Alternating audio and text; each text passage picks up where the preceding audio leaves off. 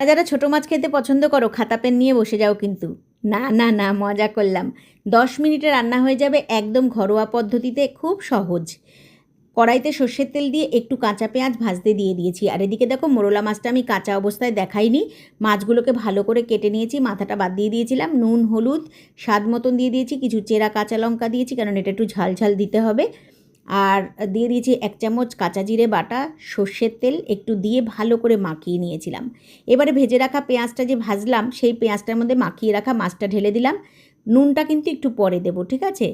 আর দিয়ে দিলাম একটু গুঁড়ো লঙ্কা, দিয়ে কিছুক্ষণ নাড়াচাড়া করে এবার দিয়ে দেবো টেস্ট অনুযায়ী নুন, দিয়ে একটু দেখো নাড়িয়ে চাড়িয়ে দিলাম। আর বাটি ধোয়া জল দিলাম, সমেত সাথে আরেকটু জল দিলাম, কারণ লতিটা তো সেদ্ধ হতে লাগবে।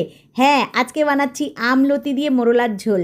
এবারে কাঁচা লতি আমি কিন্তু সেদ্ধ করে নিইনি, একদম কেটে ধুয়ে লতি দিয়ে দিলাম, কিছু চেরা কাঁচা লঙ্কা আবারও দিলাম কারণ লতি আছে, আর 1 চামচ কাঁচা জিরে বাটা আবারও দিয়েছি। দেবো মেন জিনিস, 2 টুকরো আম, কাঁচা আম দিয়ে দেবো, একটু কাঁচা সর্ষের তেল ছড়িয়ে দিয়ে কিছুক্ষণের জন্য ঢাকা দিয়ে দেবো। কিছু চেরা কাঁচা লঙ্কা আবারও দিয়েছি কারণ ঝালটা ভীষণই দরকার। এগুলো সেদ্ধ হওয়ার অপেক্ষা করতে হবে। আর টক জাতীয় খাবার শরীরের পক্ষে খুব ঠান্ডা এই গরমে, তো একবার অনুরোধ রইল এইভাবে মাছের ঝোলটা অবশ্যই করে খেও।